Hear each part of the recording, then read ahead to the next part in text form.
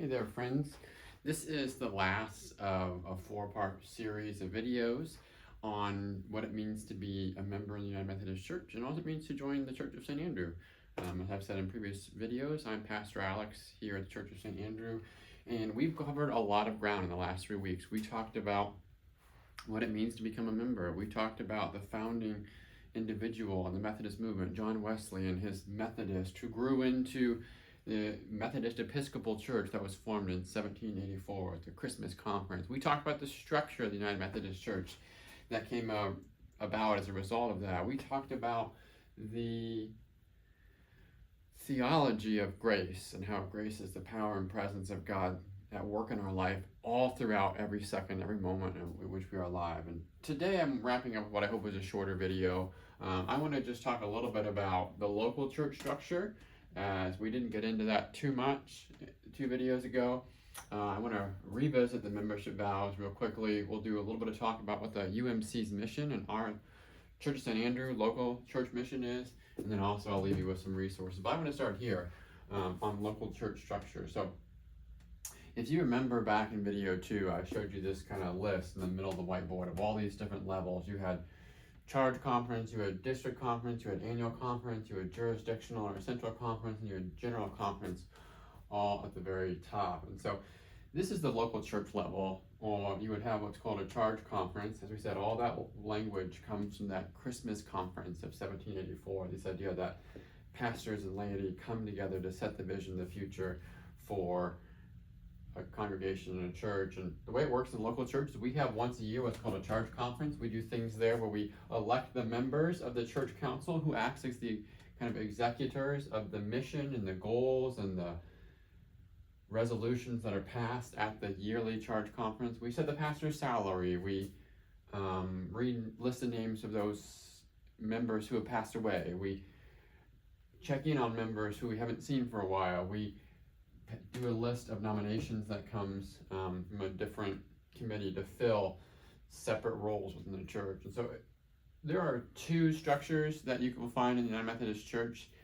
Years ago, they realized that this sort of 4-committee structure, as I'll call it in a second, didn't work as well as it could, as churches needed it to. You would get things that would get stuck in different committees and would take forever to get things done. And so we here at the Church of St. Andrew have what's called a leadership team. It's a kind of a one-board model where a lot of the different responsibilities just set on one team rather than a variety of them. But the way it was set up originally is that the charge conference would pass all the stuff that's supposed to happen in the year. They would set a vision and goals and pastor salary and nominate laity for different things. And then the church council throughout the year would make sure that that stuff happened. Whether it was maintaining the building, whether it was checking on the finances to make sure that mission can be. The trustees would make sure the building is there to achieve the mission. The finance would make sure we have the money to do it. The staff parish relations committee would make sure that the staff is appropriate for the mission of that local congregation or those goals for the coming year. So the way it worked is this church council was kind of the end all be all. They would meet once a month and they could make any decision throughout the year to make sure they were achieving those charge conference aims. But it's a lot of work to run a church, to have all of the different ministries, all the different decisions, all the different building and finance and staff issues that come up throughout the year. To have all that in one committee can be hard at times. And so the church council had subcommittees that would have additional people who would serve on them, and those 3 different committees were the trustees committee, finance committee, and the staff parish relations committee. As I said before, the staff parish relations committees, parish meaning church, it's a staff parish. It just kind of worked on the relationship between the staff and the church. If something was wrong and an issue needed to be addressed, this committee would listen to somebody and they would maybe sit down with the staff person. They would talk through it and see what needed to happen. This committee is charged with hiring staff and evaluating staff and dismissing staff if they have to, setting guidelines and policy for what staff can and can't do. All that stuff happens there. Finance is what it sounds like. They make sure there's enough money in the budget to keep the lights on, to run the ministry, to pay the staff. They set a budget once a year. They may do their best to encourage faithful giving within the congregation, and they're there to keep an eye on the money. The last of the 3 subcommittees is called the trustees, and the trustees act both as the legal arm for the local church, meaning they would enter into contracts or loans or things of that nature on behalf of the church. They would sign legal documents, but they also take care of the building or the grounds or anything that a church has property-wise, and making sure that it's up to date, that it's taken care of, that they are entrusted with this asset, and they are working on the church's behalf to take care of it in the best way that they can. So that may be as simple as getting things inspected. It may be approving different upgrade projects throughout the year. The trustees take care of a lot of that. And all three of these would report back to the church council, who just tries to make sure that everything happening in these three teams all work together toward those same goals and mission that the charge conference set out at the beginning of the year. Now, we do a little bit differently here at the Church of St. Andrew. One of the things, this can be great in some situations. Other times, it can be challenging to have all four committees working together. And say you wanted to buy a van for the church because the youth needs to go and get to their mission trip, and we decide it's easier just buy as a used van. Well, maybe that idea gets presented to the church council, and they say, well, talk to finance and talk to trustees. Well, the finance committee has to meet for those 3 weeks, and so if someone's got to go to church council, wait 3 weeks, go to finance. Finance says, yeah, we got the money for it, depending on how much you spend, what model you get. And they said, but you got to talk to the trustees about buying it. Well, trustees just meet for those 3 weeks. And so you go to trustees and you say, okay, here's what I want to do. I want to buy this van. And trustee says, that's okay, but I need you to get a newer model because we want to make sure there's no liability of it breaking down or our kids getting stranded on the way. So they say, go back to finance and ask them for more money. And so you wait 3 more weeks, right? Just however it happens to lay out, and you go to finance, and then they finally approve the extra money. It has to go back to church council, and you're 3 months down the road, and feels like nothing ever got accomplished. So we've streamlined that here at the Church of St. Andrew. We have a separate team. It's called the leadership team. And essentially all these functions get done at the church council level.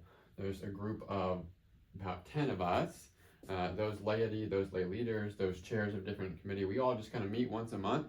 We make sure we're accomplishing the mission and that we can take care of a decision all in one place. We can quickly do it. If there's something that's a little more intense, that takes more work, we'll pull some other experts in, and we'll find some folks in the congregation who can help us achieve those. But we try to use this streamlined model of a leadership team here at the Church of St. Andrew. Now, I talked about mission and how all this structure moves us to the mission, and I wanted to at least say out loud the two missions, one of the UMC Church at large and our local congregation, the Church of St. Andrew. The United Methodist Church's mission is to make disciples for the transformation of the world. Essentially, if more people come to know Jesus, if more people come to be followers of this man named Jesus, then the world will be transformed. It will be different. Brokenness will go away. Sin will go away.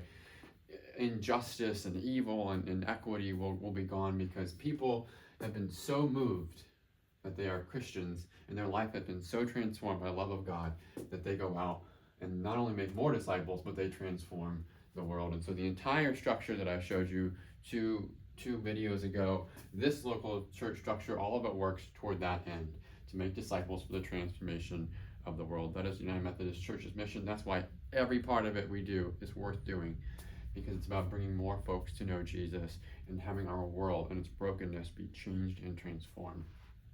Now, we here at the Church of St. Andrew, we say, yeah, we're a United Methodist Church.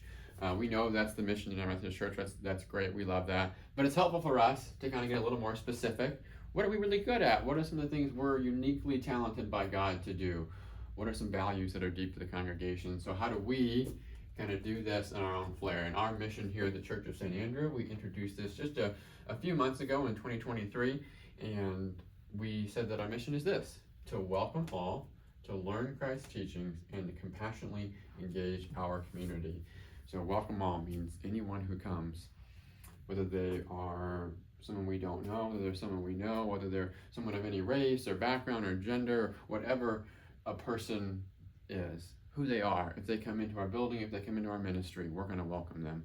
We're going to say, pull up a chair. I'm so glad you're here. I love you, and I can't wait to have you be a part of understanding Jesus. So welcome all. As one of the first parts, learn Christ's teaching. It's this idea of making disciples. We are learning what it means to follow Jesus, How do we worship? How do we pray? How do we grow in our faith to look more and more like Christ? It is a process of changing our life and learning how Jesus tells us to do that. That's part of what we do here at the Church of St. Andrew. And finally, compassionately engaging our community.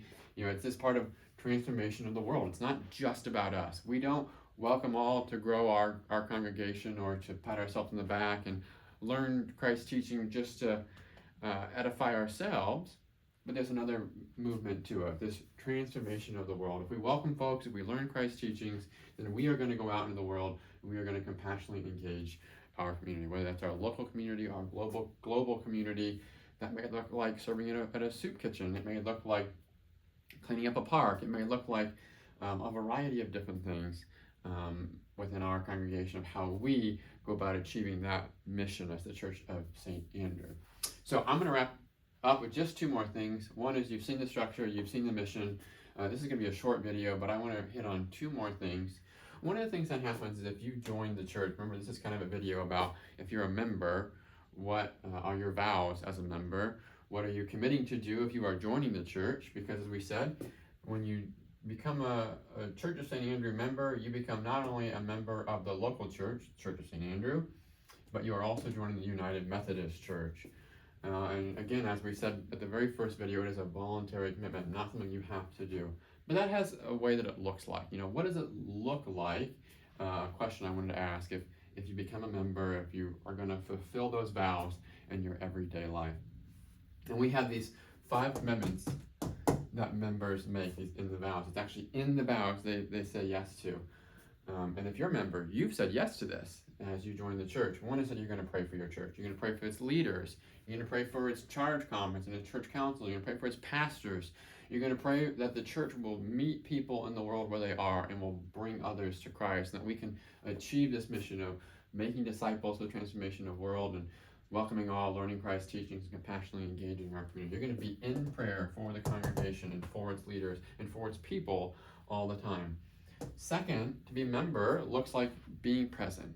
You're going to show up and be a part of things, whether that's worshiping on Sunday morning, whether that's attending a life group so that you're involved with other members. You are physically going to be present in that congregation around its people in a way. Maybe that's virtually online. Maybe that's staying in touch with different folks in another way. But presence is being connected in a way to that congregation.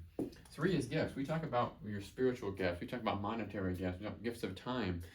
As a member, you vow to help carry out this mission, both of these missions, with your gifts, whether that is your monetary resources, whether that is your talents, what you're really good at.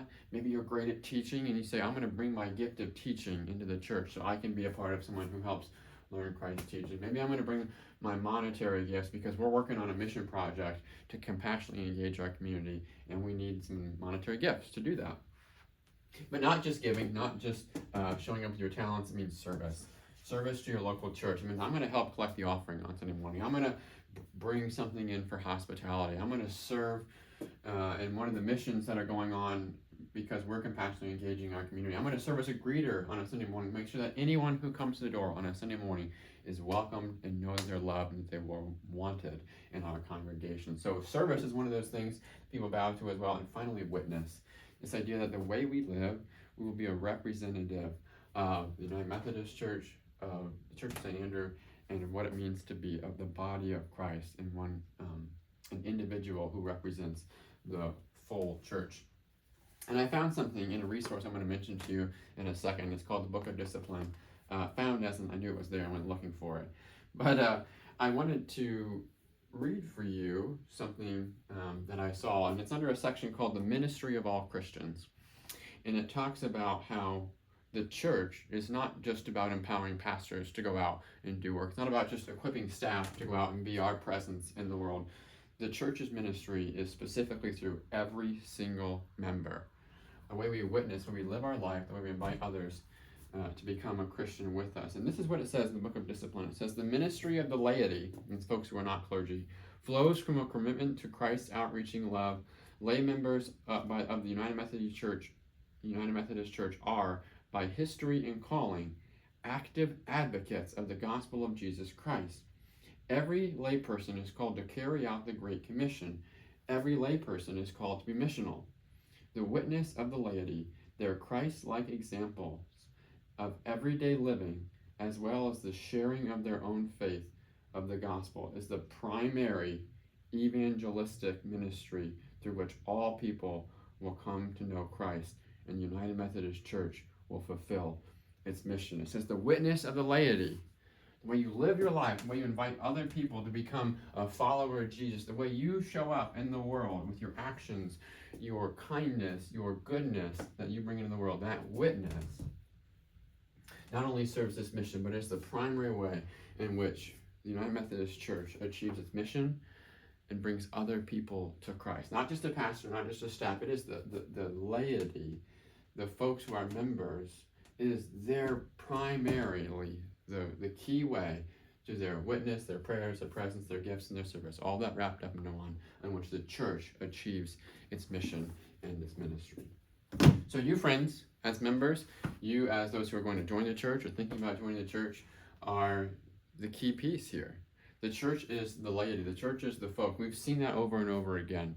The way in which at the Christmas conference, it was lay preachers, people who were not pastors, who started this denomination. It's the laity who are empowered at different points in the structure to go out and lead this mission. It's the laity who are the primary evangelistic way that the church achieves its mission of bringing others to Christ.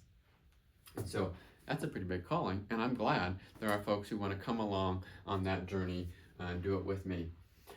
And the rest of the church here at Church of St. Andrew. One of the things I want to point you to is if you've been watching these videos and you have more questions, you have more you want to learn, maybe I piqued an interest in something that you have, I want to give you a couple resources that you can look up.